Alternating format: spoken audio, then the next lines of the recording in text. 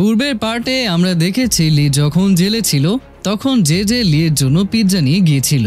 সেরকম ভাবে লিও জেজেকে জেলে দেখতে আসে আর জেজের জন্য পিৎজা নিয়ে আসে। তো এই পার্টে শুরুতে দেখানো হয় লি জেজেকে জিজ্ঞেস করে যে আপনার মাথায় আঘাত কিসের, আমার আঙ্কেলের মাথায় আঘাত করার এত সাহস এখানে কার হলো। এরকম ভাবে লি মজা নিতে শুরু করে আর জে শান্তিতে বসে পিৎজা খাওয়া শুরু করে। তারপরে লি বলে আপনার যে ভালোবাসার কোম্পানি আছে না বিওয়ার্ড নামে, সেটার নাম তো আমি ডুবিয়ে ছাড়বো আর আপনাকে দেউলিয়া করে ছাড়বো। জে তখন বলে এই স্বপ্ন কবে থেকে দেখছো, কিছুদিন পর আমি বাইরে চলে যাব আর তোমার এমন খারাপ অবস্থা করব যে তুমি সেটা ভাবতেও পারবে না, এই জন্য একটু সাবধানে থেকো। কিন্তু লি জেকে আরো রাগায় আর জে আপসেট হয়ে জেলে আবার ফিরে যায়। জে অনেক টেনশনে থাকে আর দেওয়ালের উপরে ঘুষি মারে আর বলে এই সব কিছু ওই এন্ড্রুর জন্যই হয়েছে, তাকে তো আমি সর্বপ্রথম মারব। পরের দিন নাথান আর চেয়ারম্যানের ওয়াইফ শেয়ার হোল্ডার মিটিং এর জন্য তৈরি হচ্ছিল। আজকে ওই ফাইনাল মিটিং, কারণ আজকেই সেই সিদ্ধান্ত নেওয়া হবে যে এই কোম্পানির পরে চেয়ারম্যান কে হবে। চেয়ারম্যানের ওয়াইফ অনেক কনফিডেন্স নিয়ে বলে নাথান তুমি তোমার বাবাকে ব্রেকফাস্ট করার জন্য ডেকে নাও, কারণ আমার মনে হয় তার ডিমেনশিয়া আছে আর সে সবকিছুই তাড়াতাড়ি ভুলে যায়।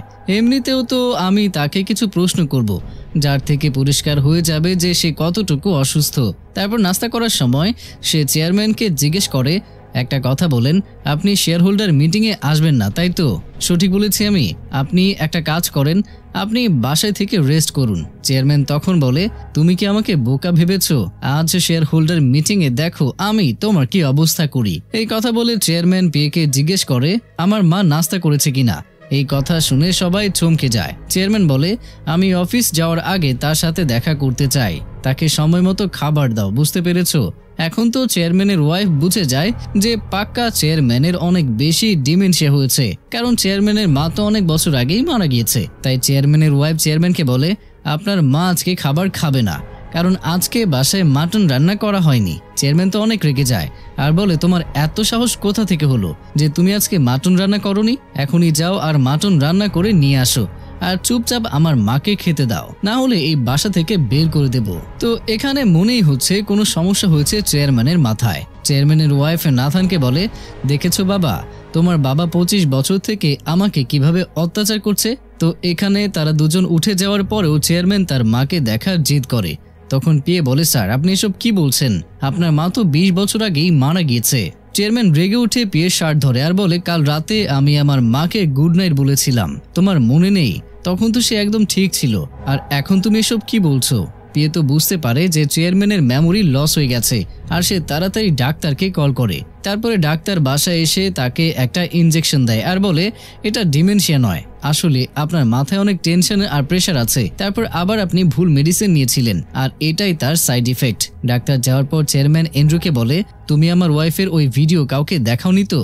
এন্ড্রু বলে দেখিয়েছিলাম, শুধু শেয়ার হোল্ডারদের দেখিয়েছি যাতে তারা আমাদের পক্ষে ভোট দেয়। চেয়ারম্যান বলে ঠিক আছে, কিন্তু এই ভিডিও আর কেউ যেন না পায়। যদি এই ভিডিও লিক হয় তাহলে কোম্পানির অনেক ক্ষতি হয়ে যাবে, মনে রেখো এই কথা। তখন এন্ড্রু বলে ঠিক আছে, আপনি রেস্ট করেন আর সন্ধ্যায় শেয়ার হোল্ডার মিটিং এর জন্য তৈরি থাকবেন। তারপরে অফিসে সবসময়ের মতো নাথান আর চেয়ারম্যানের ওয়াইফ এন্ড্রুকে কথা শুনিয়ে চলে যায়। এন্ড্রু রাগের মাথায় ওই ভিডিও নাথানকে পাঠিয়ে দেয় যে ভিডিওতে তার মা মেডিসিন চেঞ্জ করেছিল। তারপরে এন্ড্রু নাথানকে কল করে বলে দেখেছো তোমার মায়ের আসল চেহারা? নাথান তো অনেক রেগে যায় আর বলে তোমার এত বড় সাহস কোথা থেকে হলো আমার মায়ের ব্যাপারে এরকম বলার? এন্ড্রু তখন বলে আচ্ছা আমার সাহস কোথা থেকে হলো? তোমাকে সত্যি কথা বলছি আমি, তোমার এখনো বিশ্বাস হচ্ছে না নাকি? তাহলে তুমি তোমার অ্যাসিস্ট্যান্টকে জিজ্ঞাসা করো। নাথানের অ্যাসিস্ট্যান্টও বলে স্যার এটা সত্যি, আমরা মেডিসিন চেঞ্জ করেছিলাম আর এন্ড্রু কোনো সিক্রেট ক্যামেরার মাধ্যমে ওই সব কিছু রেকর্ড করেছিল। এন্ড্রু বলে এখন তো হয়েছে বিশ্বাস, তাড়াতাড়ি আমার কেবিনে চলে আসো।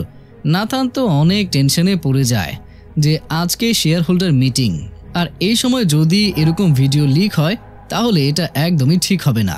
এই জন্য নাথান তাড়াতাড়ি এন্ড্রুয়ের সাথে দেখা করতে যায় আর এন্ড্রু বলে এখানে বসো, যদি তুমি না চাও এই ভিডিও লিক হয়ে যাক তাহলে বিওয়ার্ড কোম্পানিতে তোমার যা শেয়ার আছে সেই সব শেয়ার আমার নামে করে দাও। এটা বলে নাথানকে এন্ড্রু একটা এগ্রিমেন্ট দেয়, কিন্তু নাথান ওই এগ্রিমেন্ট পড়ে বলে তুমি ওই ভিডিও কখনো লিক করবে না, কারণ তুমি যদি সেটা করো তাহলে ডোডো গ্রুপের ইমেজ খারাপ হয়ে যাবে আর বাবা তোমাকে এসব কিছু কখনোই করতে দেবে না। এই কথা বলে নাথান এগ্রিমেন্ট ছিঁড়ে দেয় আর সেখান থেকে চলে যায়। তারপরে এন্ড্রু চেয়ারম্যানকে কল করে বলে, আমি কি এই ভিডিও শেয়ার হোল্ডার মিটিংয়ে সবাইকে দেখিয়ে দেব? চেয়ারম্যান তখন বলে, বোকামি করো না, এটা আমার মামলা, আমি ম্যানেজ করে নেব, তুমি মাঝখানে এসো না, না হলে সমস্যা আরো বেড়ে যাবে। এন্ড্রু বলে, ঠিক আছে বাবা, কিন্তু আমার বিওয়ার শেয়ার কেনার জন্য একটা বড় অ্যামাউন্ট চাই। চেয়ারম্যান বলে, ঠিক আছে, আমি তোমাকে তহবিল ট্রান্সফার করে দিচ্ছি। এদিকে তো নাথানের টেনশন আরো বেড়ে যায়। নাথান টেনশনে তার অ্যাসিস্ট্যান্টের সাথে ঘোরাফেরা করছিল। তখন অ্যাসিস্ট্যান্ট তার মাথার উপরে একটা পাহাড় ভেঙে দেয়। যে স্যার, এন্ড্রু শেয়ার হোল্ডারদের সিক্রেট ভাবে কল দিয়ে ডেকে এনে ওই ভিডিও দেখিয়ে দিয়েছে। নাথান তো হতবাক হয়ে যায় আর তাড়াতাড়ি তার মায়ের সাথে দেখা করতে চায়।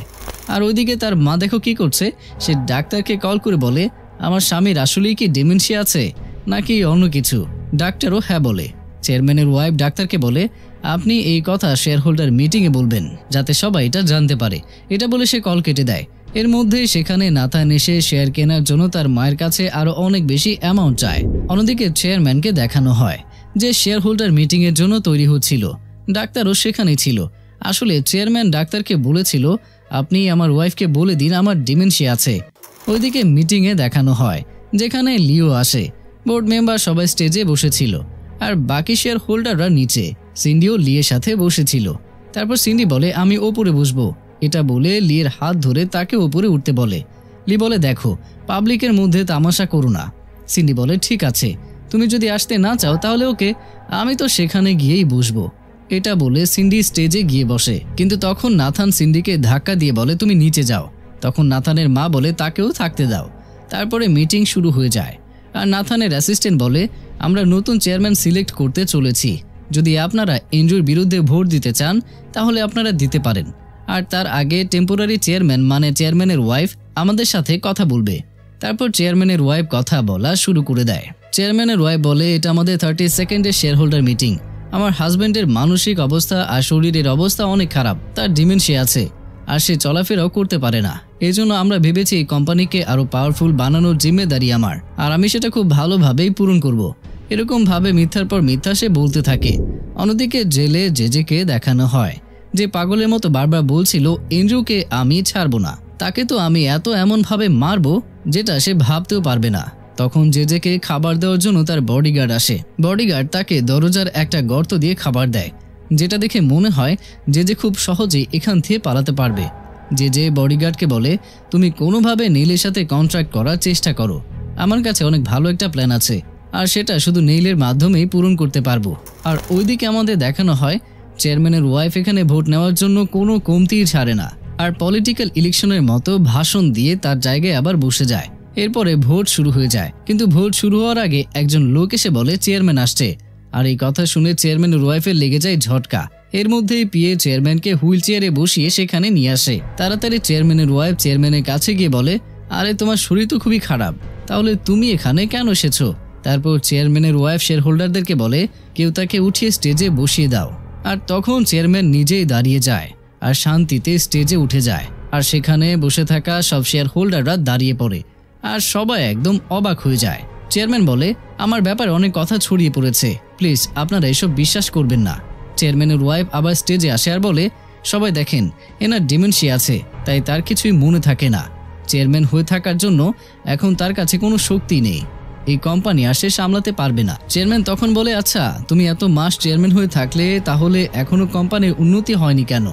চেয়ারম্যানের ওয়াইফ বলে, আমাদের প্রতিযোগীরা লসে চলছে, তার মানে আমাদের কোম্পানি ঠিক চলছে, আর এসবের কারণ হচ্ছে আমি। চেয়ারম্যান বলে, শোনো আমার কথা, যখন আমাদের কোম্পানি IMF এর সাথে প্রতিযোগিতা করছিল তখন কত বিপদের মধ্যে ছিল আমাদের কোম্পানি, তুমি তো জানো। বাকি কোম্পানি তো একদম শেষ হয়ে গিয়েছিল, তার মধ্যে আমি আমার কোম্পানিকে দেউলিয়াত থেকে বাঁচিয়েছি আর আমার কোম্পানির নিচে আরো 10টা কোম্পানি বানিয়েছি। এইভাবে আমি এই বিজনেস তৈরি করেছি। এরপর সে বলে, ডোডো গ্রুপ মিডিয়ার চেয়ারম্যানকে প্লিজ দাঁড়িয়ে যান, আর ডোডো গ্রুপ ইলেকট্রনিক্সের চেয়ারম্যানও দাঁড়িয়ে যান। Dodo group fashion, Dodo group foods, Dodo group international, এরকম আরও কোম্পানি তৈরি হয়েছে যাদের চেয়ারম্যান বলে, প্লিজ দাঁড়িয়ে যান। আপনারা সবাই বলুন, ওই সময় কোম্পানির যে অবস্থা ছিল তার টেনশনে আমরা শেষ হয়ে যাচ্ছিলাম। কতগুলো মিটিং করেছি আমরা একসাথে, কতটা কষ্ট করেছি আমরা সবাই, কিন্তু ওইসব বিপদ পার করে আমি আপনাদের সামনে দাঁড়িয়ে কথা বলতে পারছি, তাহলে তার কারণ কি? এই কোম্পানি আর এই কোম্পানির নিচে আরো যে কোম্পানি আছে তার উন্নতির কারণ কি? আমি নাকি আমার ওয়াইফ? সব চেয়ারম্যান আর শেয়ার হোল্ডাররা চেয়ারম্যানের কথা বুঝতে পারে আর চেয়ারম্যানের সাপোর্টে দাঁড়িয়ে যায়। চেয়ারম্যান বলে, এটা তো আমাদের করতেই হবে। আবার সবাইকে একসাথে হয়ে এই কোম্পানিকে আগের মতো উন্নতির দিকে নিয়ে যেতে হবে। আমরা সবাই মিলে কি এসব করতে পারবো না, নাকি হার মেনে চেয়ারম্যানকে বদলে ফেলবো? আমি জানি আপনারা সবাই আমার সাথেই আছেন। এইভাবে চেয়ারম্যান ইমোশনাল বক্তৃতা দেয়। এসব কথা শুনে চেয়ারম্যানের ওয়াইফ শুধু অবাক হয়ে যায়। কিন্তু তারপরেও চেয়ারম্যানের ওয়াইফ সবার সামনে চিৎকার করে বলে ওঠে, তোমার ডিমেনশিয়া আছে, তুমি কোম্পানি চালাতে পারবে না। এর মধ্যে সেখানে ডাক্তার চলে আসে। তখন চেয়ারম্যানের ওয়াইফ বলে, এখন আপনি সবাইকে বলে দিন যে এনার ডিমেনশিয়া আছে। ডাক্তার সবার সামনে না বলে দেয় চেয়ারম্যানের কোনো ডিমেনশিয়া নেই। এই কথা শুনে চেয়ারম্যানের ওয়াইফ আর নাথানের কথা বলা বন্ধ হয়ে যায়। এরপর ভোট শুরু হয়ে যায়। ভোটের ভেতরে চেয়ারম্যান 57% ভোট পেয়ে আবারও তাকে অফিসিয়ালি কোম্পানির চেয়ারম্যান বলে ঘোষণা করা হয়। আর এই কথা শুনে চেয়ারম্যানের ওয়াইফ তো বেহুশ হয়ে যায় আর তাকে হাসপাতালে নিয়ে যেতে হয়। চেয়ারম্যান বলে, আপনাদের সাপোর্টের জন্য শুক্রিয়া। আর এখন আমরা সবাই মিলে এই কোম্পানিকে আরো উপরে নিয়ে যাব, যা এটি প্রাপ্য। সবাই তালি দেয়। মজুর লিকে বলে, আরে কি বক্তৃতা ছিল ইয়ার, মনে হচ্ছিল সিংহ তার সব শক্তি দিয়ে দৌড়াচ্ছে। লি তখন বলে, এই চেয়ারম্যানের যুগ শেষ, আর এখন তো এই কোম্পানিকে এন্ড্রুই চালাবে, আর তার আগেই আমাদের তাকে শেষ করে দিতে হবে। হাসপাতালে চেয়ারম্যানের ওয়াইফকে ওই ভিডিও দেখানো হয়। তখন সিন্ডি সব জানতে পারে আর বলে, আপনার এত বড় সাহস কিভাবে হলো যে আমার বাবাকে মারতে চেয়েছিলেন? কিন্তু চেয়ারম্যানের ওয়াইফ চিৎকার করে বলে ওঠে, চুপ করো তুমি, এসব কিছু আমি আমার জন্য না, তোমাদের দুজনের জন্য করছিলাম। নাথান বলে, আমরা সবাই মিলে বাবার কাছে ক্ষমা চাই। কিন্তু চেয়ারম্যানের ওয়াইফ এই কথা শুনে রেগে যায় আর বলে, কখনোই না, যদি ক্ষমা চাও তাহলে কি সে অ্যাকসেপ্ট করবে আমাদের? সিন্ডি বলে, আমি বাবার সাথে কথা বলবো। এটা বলে সিন্ডি চলে যায়। আর চেয়ারম্যানের কাছে এসে বলে, বাবা, মা নিজের ভুল বুঝতে পেরেছে। কিন্তু চেয়ারম্যান বলে, না মা, আমি জানি সে একদম নির্লজ্জ, এই জন্য তুমি নিজে এসেছো আমার সাথে কথা বলতে। তারপরে চেয়ারম্যান জিনাকে বলে, আমার ওয়াইফের নামে যে প্রপার্টি আছে সেগুলো আমার নামে করার জন্য তুমি যে নিয়মের কথা বলেছিলে সেগুলো শুরু করে দাও। সিন্ডি তো চমকে যায় আর বলে, আপনি এসব কি বলছেন বাবা? চেয়ারম্যান বলে, তুমি এসবের মধ্যে এসো না, না হলে তোমারও ওই অবস্থা হবে যা তোমার মায়ের হয়েছে। তারপরে বাইরে গেলে চেয়ারম্যানকে এন্ড্রু আর মিডিয়ার লোকেরা ঘিরে ফেলে। কিন্তু এখানে চেয়ারম্যানকে প্রশ্ন করার বদলে এন্ড্রুকে প্রশ্ন করে যে, আপনি কি জিনাকে বিয়ে করতে চলেছেন নাকি প্রপোজ এখনো করেননি? এন্ড্রু বলে, পার্সোনাল প্রশ্ন করবেন না। এই কথা বলে এন্ড্রু জিনাকে সেফ ভাবে বাইরে নিয়ে যায়। চেয়ারম্যান তো অবাক হয়ে যায় যে এখানে আবার কি রোম্যান্স চলছে। পরে সিনে এন্ড্রু জিনার বাসায় ছিল, মনে হয় দুজন সেলিব্রেট করবে। তখন ফ্ল্যাশব্যাকে দেখানো হয় আসলে এন্ড্রু নিজের অ্যাসিস্ট্যান্টকে বলেছিল, তুমি এই কথা ছড়িয়ে দাও যে আমার আর জিনার মধ্যে ভালোবাসার সম্পর্ক আছে আর আমরা তাড়াতাড়ি বিয়েও করব। এই জন্য মিডিয়ার লোকেরা এই প্রশ্ন করেছিল। এসব কিছু এন্ড্রুয়ের প্ল্যান ছিল। তারপর এন্ড্রু জিনাকে বলে, আজকে আমি অনেক খুশি, ইচ্ছে করছে অনেক জোরে জোরে চিৎকার করি। তারপর এন্ড্রু জিনার হাত ধরে বলে, দেখো, আমি এর আগে তোমার থেকে এই কথা লুকিয়েছি, কিন্তু আমি আজকে বলে দিতে চাই, আমি তোমাকে অনেক ভালোবাসি। তুমি ছাড়া আমি বাঁচতে পারবো না। বেঁচে থাকা তো বাদ দাও, আমি তোমাকে ছাড়া কল্পনাও করতে পারি না। তুমি কি আমাকে বিয়ে করবে? তুমি ভেবে চিন্তে উত্তর দাও, কোনো সমস্যা নেই, তোমার উপর কোনো প্রেশার দিব না, আর আমি তোমাকে জোরও করব না। তোমার উত্তর যেটাই হবে আমি স্বীকার করে নেব। এটা বলে এন্ড্রু জিনার কপালে কিস করে চলে যায়। আর এখন জিনাও বুঝতে পারে না যে সে কি বলবে। অন্যদিকে সিন্ডি লিকে একটা লোকাল বারে নিয়ে যায়। লি বলে, তোমার তো এরকম জায়গা পছন্দ না, তারপরেও কেন এখানে নিয়ে এসেছো? সিন্ডি বলে, আমি যদি একটা সাধারণ ফ্যামিলিতে জন্মগ্রহণ করতাম তাহলে মনে হয় অনেক খুশি থাকতাম, কিন্তু কি করব, এত বড় ফ্যামিলিতে জন্মগ্রহণ করেছি। তারপরেও আমি কখনো বুঝতে পারিনি যে খুশি কি জিনিস। আমি যখন ছোট ছিলাম জানো, তখন মা আর বাবা অনেক ঝগড়া করত, আর আমার ভাই তো ড্রিঙ্ক করাতেই মেতে থাকতো। আমি অনেক একা হয়ে গিয়েছিলাম, কিন্তু এর কারণে আমি একা থাকতেই শিখে গেছি। হয়তো এই জন্যই আমাকে কেউ পছন্দ করে না। এসব বলে সিন্ডি মদের বোতলের দিকে তাকায়। তখন লি বলে, না না, তুমি ড্রিঙ্ক করো না, আর আমি তোমাকে ড্রিঙ্ক করতেও দেব না। কিন্তু তোমার হয়তো ড্রিঙ্ক করার ইচ্ছে করছে, যদি অনেক ইচ্ছা করে তাহলে নাও অল্প একটু ড্রিঙ্ক করো। এটা বলে লি অল্প একটু ড্রিঙ্ক দেয়। এইসব দেখে সিন্ডি অনেক খুশি হয়ে যায় আর বলে, মনে হয় তোমার আমার উপরে একটু বিশ্বাস হয়েছে। আমি ভেবেছি খুব তাড়াতাড়ি বিয়ে করব। লি বলে, হ্যাঁ, আমিও তো সেটাই বলছি, খুব তাড়াতাড়ি অন্য কাউকে বিয়ে করে নাও। তখন সিন্ডি বলে, আমি অন্য কাউকে বিয়ে কেন করব, আমি তো তোমাকেই বিয়ে করব। তখনই লি বলে, দেখো, আমি বিয়ের উপযুক্ত নই, কারণ আমাকে বিয়ে করে কোনো মেয়ে সুখী হতে পারবে না। সিন্ডি বলে, তুমি এরকম কেন ভাবছো? আমি তোমার উপর কোনো জোর জবরদস্তি করব না, আমি নিজেই খুশি থাকবো। এটা বলে সিন্ডি ড্রিঙ্ক করে, কিন্তু অল্প একটু ড্রিঙ্ক করার পরেও তার সেই রকমই অবস্থা হয়। তো পরের সিনে লি তাকে উঠিয়ে নিয়ে যাচ্ছিল, আর সিন্ডি পাবলিকদের মধ্যে জোরে জোরে চিল্লাতে থাকে। অন্যদিকে আমাদের জেজেকে দেখানো হয়, সে নিউজ পেপারে দেখছিল ডোডো গ্রুপের চেয়ারম্যান আবারও সিলেক্ট হয়েছে। এটা শুনে জেজের অনেকটাই রাগ হয়, কারণ চেয়ারম্যানের পর এন্ড্রু এই কোম্পানির চেয়ারম্যান হবে। এটা জেজে দেখতে পারে না, আর রাগে নিউজ পেপার ছিঁড়ে ফেলে। কিন্তু তখন জেজে লির কথা মনে পড়ে যে লি বিওয়ার্ড কোম্পানি ডুবাতে যাচ্ছে, আর বিওয়ার্ড কোম্পানির বেশি শেয়ার এন্ড্রুয়ের কাছে আছে। তার মানে এন্ড্রু আর তার মোকাবেলা হবে। এই কথা ভেবে জেজে খুশি হয়ে একটা প্ল্যান তৈরি করে। এর মধ্যেই নেইল জেজের সাথে দেখা করতে আসে। জেজে নেইলকে বলে এন্ড্রু বিওয়ার্ড কোম্পানির মালিক হতে যাচ্ছে, আর এদিকে লি আমাকে চ্যালেঞ্জ করেছে যে সে বিওয়ার্ড কোম্পানিকে মাটিতে মিশিয়ে দেবে। তাই কেন না আমরা তাদের দুজনের মধ্যে লড়াই লাগিয়ে দেই। আমার অফিসে একটা সিক্রেট লকার আছে যার মধ্যে বিওয়ার্ডের ডকুমেন্টস আছে, সেগুলো বের করে আমি যেরকম বলছি আপনি সেরকম করেন। নেইল বলে সেটা তো আমি করব, কিন্তু তার বদলে তোমাকে আমার একটা কাজ করে দিতে হবে। জেজে বলে আমি সব কিছু করার জন্য তৈরি আছি, শুধু বলেন কি করতে হবে। নেইল বলে আমি সেটা তখন বলবো তুমি যখন জেল থেকে বের হবে। আর যখন নেইল বাইরে যায় তখন জিরাট নেইলকে জিজ্ঞেস করে আপনি জেজে থেকে কি চাইবেন। নেইল বলে জেজে 1 নম্বরের চালাক লোক, কিন্তু আমার তার থেকে কোনো লাভই তো হচ্ছে না। সে শুধু স্বার্থের কথা বোঝে। আমাকে শুধু আমার মেয়েকে তার থেকে বাঁচাতে হবে।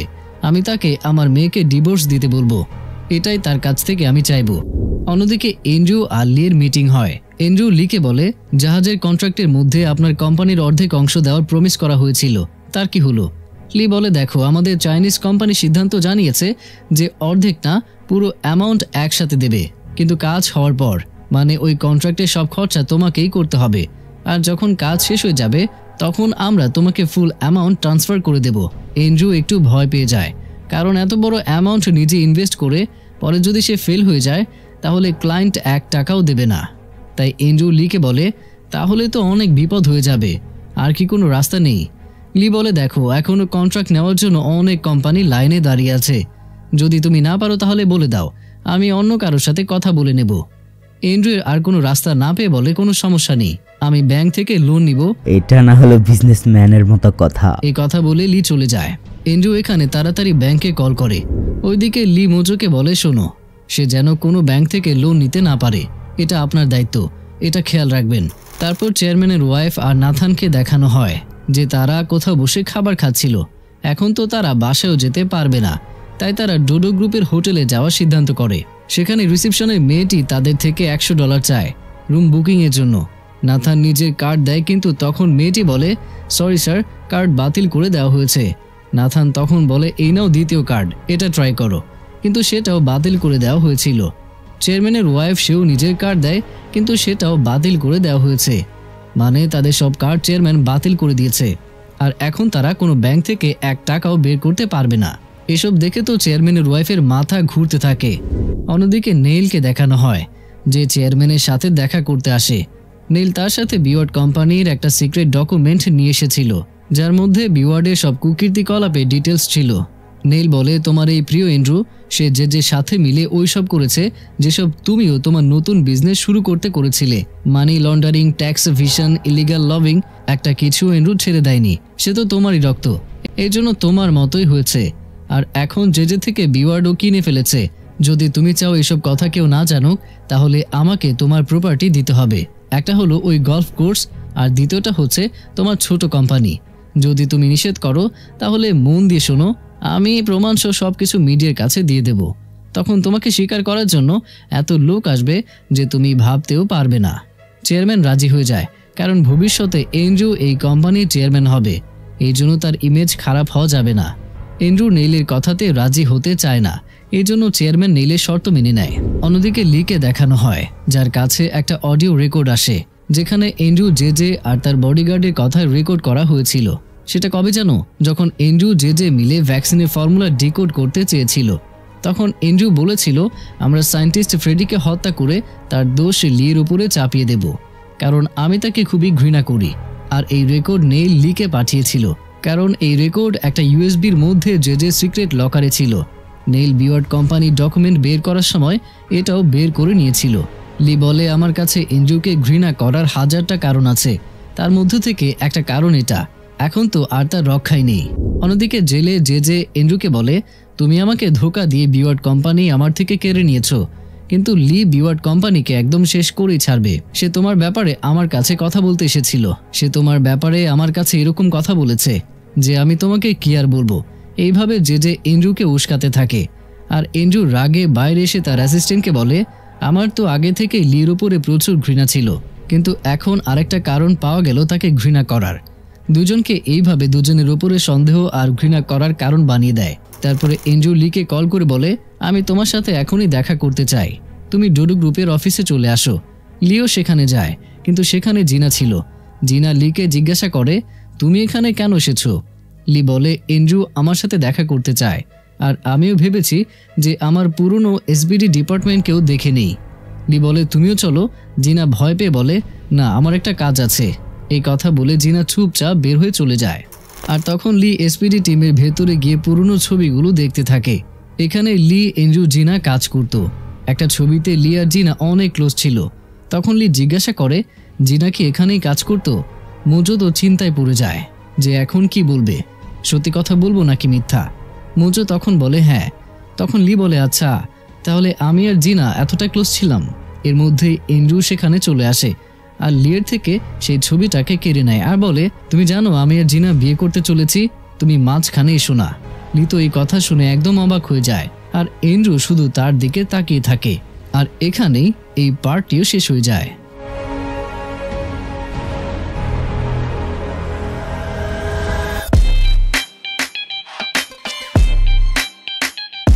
তো প্রিয়জনেরা, কেমন ছিল আজকের এই গল্পটি সেটা অবশ্যই কমেন্টের মাধ্যমে জানাবেন। আর গল্পটা যে কেমন হতে যাচ্ছে পরবর্তী পার্টে সেটা তো অবশ্যই কল্পনাই করতে পারছেন। দেখা হচ্ছে পরের ভিডিওতে, ততক্ষণ পর্যন্ত সবাই ভালো থাকুন, সুস্থ থাকুন আর অবশ্যই আমাকে মনে রাখুন।